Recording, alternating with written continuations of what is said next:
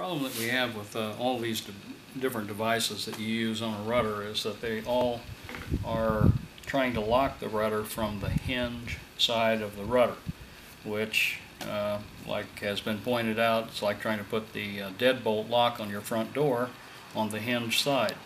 It doesn't work that well.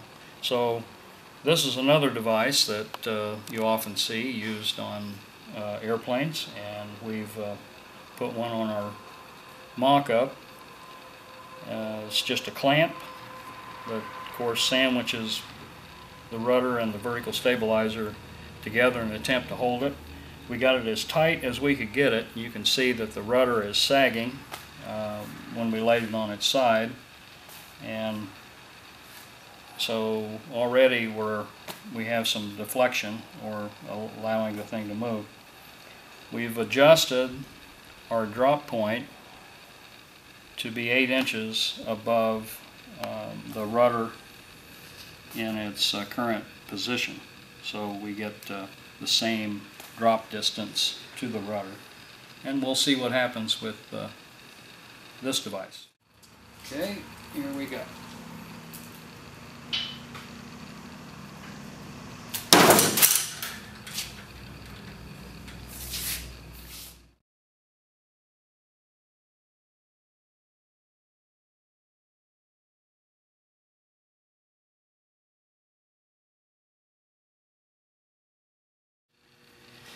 Okay, what we've attached to our mock-up here is what you see a lot of guys doing, is putting a rod between the rudder stop and the rudder horn to lock your rudder in place, keep it from being able to move.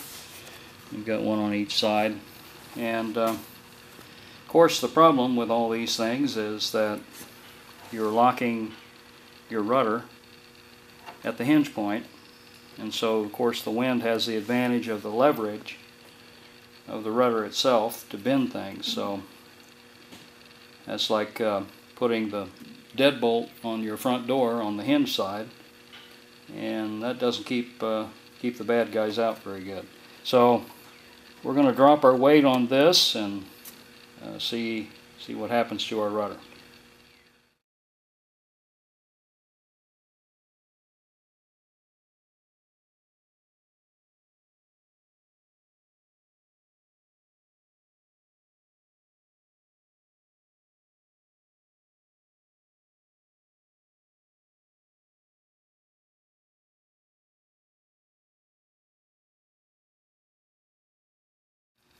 Using the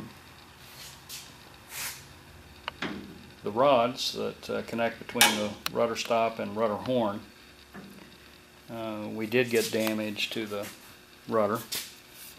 You can see with a straight edge that it caved in here, and it continues on back through the whole structure. There's gaps here, quite a ways back. We've got gaps almost the whole way.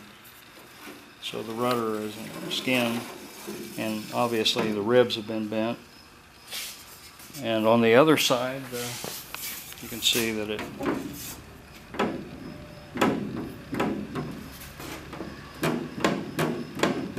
just the opposite. So it bent all the way, just about all the way back to the spar, as it wasn't allowed to move.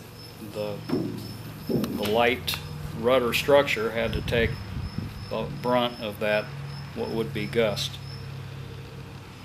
This is the problem with the rudder. There's no really good way to lock it or to control it. Even if you put a device internally in the airplane and jam the rudder pedals so they can't move, of course you're doing the same thing to your rudder. You're locking it up in the very same place that these rods have locked it, and that's at the hinge side, on the hinge side of the rudder. So something's got to give in a gust. That's the bottom line.